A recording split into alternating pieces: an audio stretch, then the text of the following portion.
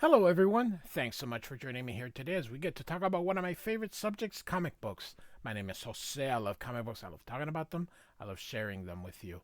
Feel free to follow me on social media if you would like. Links are in the description below. I've also posted a link to the Marvel fan page where you can get plot synopsis and character bios. So we're going to go and do the aftermath and the last story arc of Roger Stern before he leaves.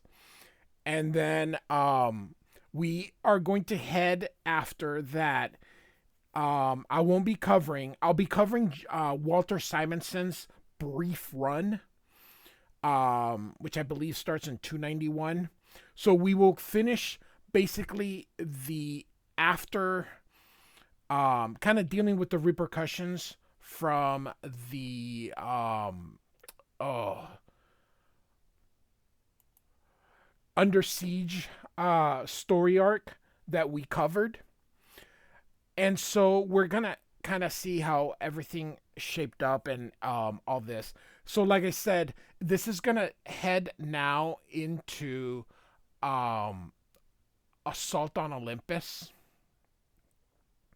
So which will lead also into the original Avengers versus X-Men.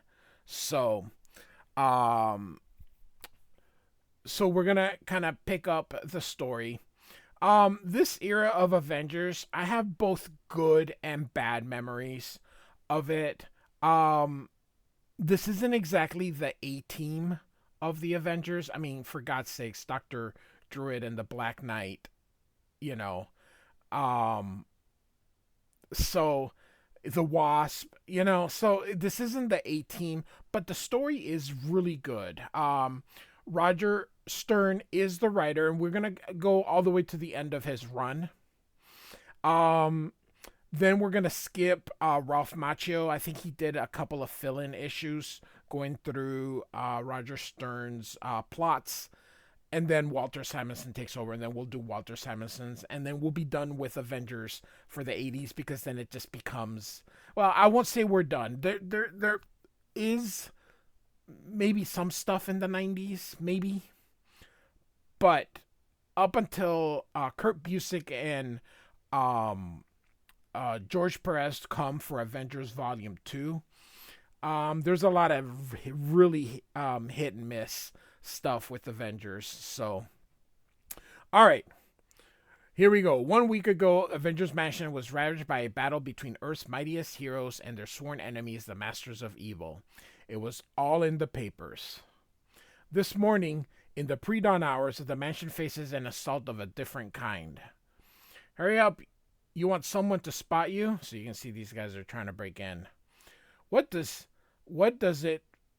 Okay, that does it for the lock. This place is ours.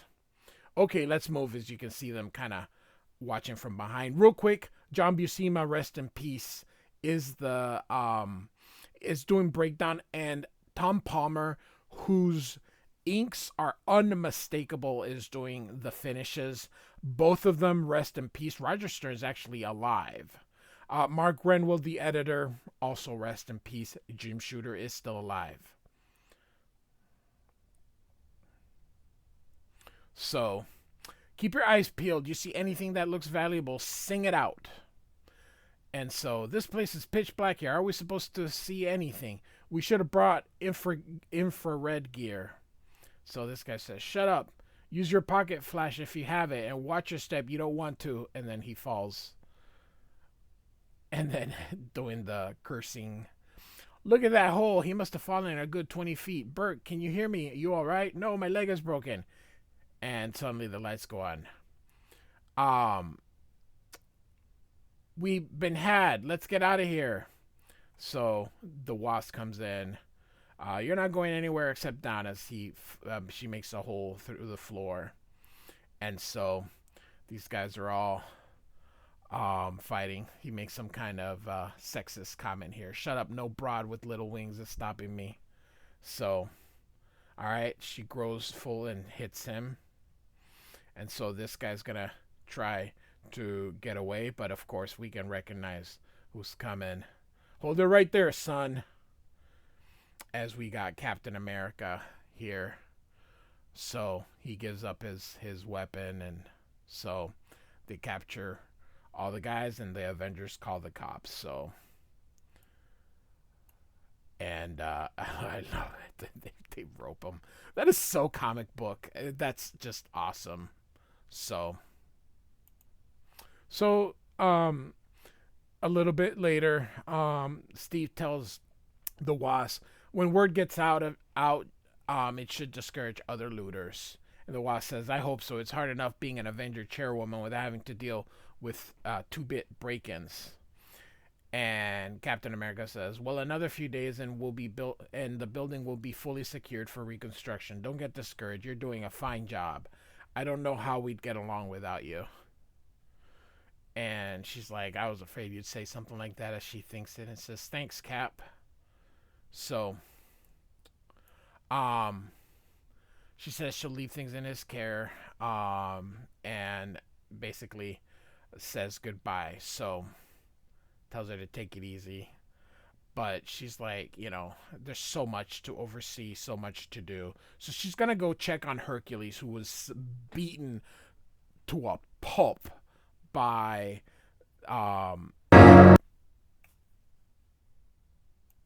Mr. Hyde. I couldn't remember who it was. So Mr. Hyde. And we covered that in the Under Siege storyline.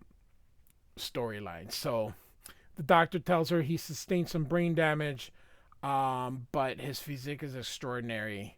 Um, and the doctor says, "I can't imagine the power that it takes to do that to Hercules." So, um, she asks, the best specialist you can find. Don't worry about the expense. That she'll figure it out. I love the way that he puts the shadow here, just the details that Tom Palmer puts in to make it feel like a complete image. Um, you know, there's something to be had about some of these older um, people.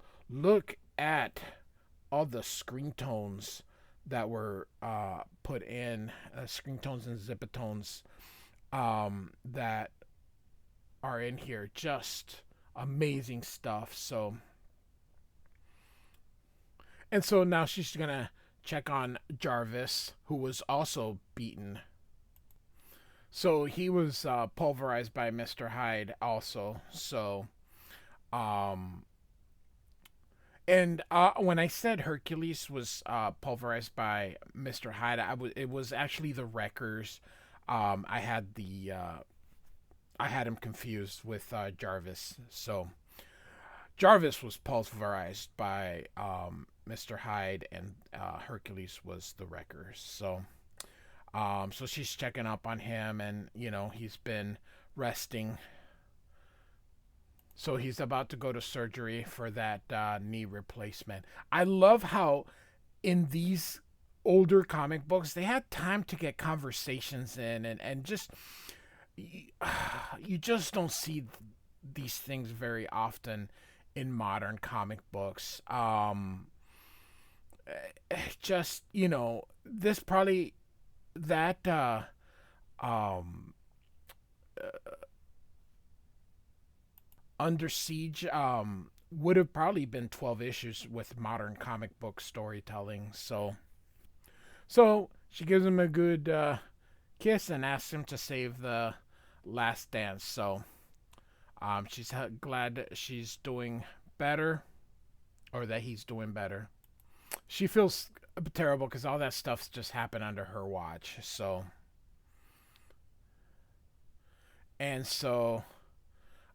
she comes looking for the Black Knight, but the nurse says that he's checked out. All right, already. So she's a little upset about that. So now we're in the Four Freedoms Tower. This is what the Fantastic Four lived in before or after the Baxter Building, because I believe the Baxter Building had been destroyed, and I love that design. So again, using some screen tones up here. So the Wasp is looking for the Submariner. Or sorry, she's not looking for the Submariner. The person in the call is looking for the Submariner, but she says she hasn't um, seen him, but she'll let him know. So I believe that they're working there at part time until they get the Avengers, and I love that. I just such a novel idea to do that. Just kind of tie things together. So in the comic world, so she's kind of upset with all the bureaucracy, and is also wondering where the Submariner is. So she falls asleep, and so we're having a dream, and I like how they go do it in black and white. Here's Namor. I love Tom Palmer's inking. I tell you, it's just so cool. So you can see that she's kind of going through stuff. The She-Hulk ends up waking her up. She apologizes. She didn't know that she was asleep, and the Wasp said, "Neither did I." She apologizes for not being around when the Avengers got hit by the Masters of Evil. They were out on a mission, and it says here for Fantastic Four 297 and 298. And so, um, the She-Hulk's gonna give her a hand setting up the temporary office here, while Jan continues to work through the paperwork. I even love this. Look, the shadow of the gloves. Oh, just the detail. Goodness gracious. And so as she deals with paperwork, she says, man, dealing with the Masters of Evil was easier than all this paperwork that she has to deal with. And now she needs to work up a new roster for the Avengers. So the She-Hulk says she can go back to the Avengers because the Thing is back. And so during John Byrne's run, the Thing had left. But John Byrne at this time left to go to DC Comics to do Superman. So they brought back the Thing, and so the She-Hulk's now returning to the Avengers. So she thanks her, and she says if only they could track down the Black Knight. And off panel they says, "Oh, you didn't get his message? He left word last night that he was flying out to Hydro Base." And so here is Hydro Base. It says miles east of the New Jersey shoreline. An artificial island leased months ago by the Avengers as a floating air base for their fleet and supersonic Quinjets. And so there's a bit of a sparring match here. So the Black Knight and Dr. Druid are having a sparring match. He says he was going crazy in the hospital. So Dr. Druid is actually an old character created by Stan Lee and either Jack Kirby or Steve Ditko. I am not sure, but he's from even before the Fantastic Four came around. So very early days of Marvel. Again, love the shadow showing just the level of detail. I love it. So the Black Knight says, I never suspected you were into hand-to-hand combat. From the way Cap and the Wasp spoke of Dr. Druid, I got the idea you were strictly a sorcerer, probably similar to Doctor Strange. And Dr. Druid says, I'm not a sorcerer. I just dabble in the occult. So he says his powers are basically those of the mind. So he's a bit of like a telepath, probably like Charles Xavier. So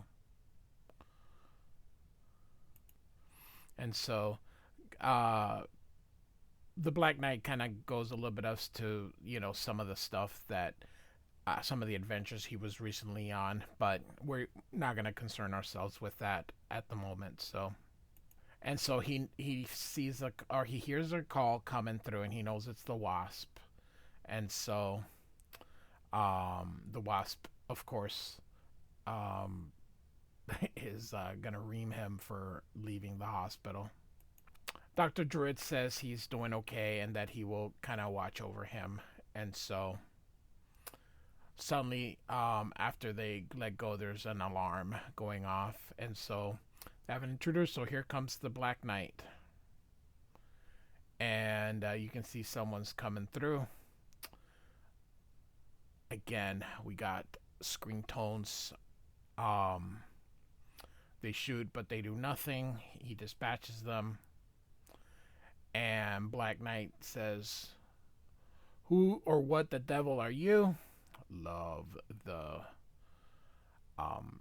it's Tyrek the Treacherous, probably from Atlantis, Namor's kingdom here, and so he's super strong as well. And so a brief battle, but he pulls the clap like the Hulk and creates a concussion blast. Dr. Druid tries to get him from behind, but that doesn't work. And he uses his mental powers, but he covers his eyes. He says, "No, you won't entrance me." And here comes Captain. I almost said Dr. Marvel. Here comes Captain Marvel. This is Monica Rambeau. During this time, she was Captain Marvel, and so she's hitting him with some fire or some bolts, and he's like, "Gotta get water, gotta get the water," but she doesn't reach him. So the Wasp and She-Hulk arrive, and so and so they're gonna go question Tyrek, and Black Knight just feels so useless. He says he should have stayed in the hospital, perhaps, for as good as he is, or maybe he should just pack it in. Dr. Druid says he feels the brain pattern in Tyrek. He's conscious, and here he comes. He says Tyrek was ever conscious. He only feigned helplessness, and hits Captain Marvel. She-Hulk hits him here. You can hits him in the groin. I love just and hits him again. Great, absolutely great panel here. Just love it. Good stuff. But it's not enough to bring him down, and hits and defeats She-Hulk. The Wasp is gonna try to sting him, but it doesn't work. So she decides to just buzz around him. So here comes the Black Knight, grabs his ebony sword. Great inking job. I'm just in awe. I just love the art so much on this. John Buscema is a masterful penciler, but him with Tom Palmer, it is just beautiful, absolutely beautiful. Rest in peace, both of them. So the Black Knight waves his ebony sword, ends up hitting his water containment reservoir, and now comes Captain Marvel again, and She-Hulk gets up from the hole he put her in, and this time they hit him and bring him down for real. So he says he came looking for the Submariner. He was hoping to defeat him to regain the favor of Tuma, become part of the new Atlantean order. So she goes, "Well, another crisis averted." She thanks him because with his help, Tyrek did not seriously injure the Black Knight, who I think was her boyfriend at this time. So she's going through a hard time as leader of the Avengers here. She says she held back because she wanted someone else to save the day. She's sick of people telling her how they can't get along without her. So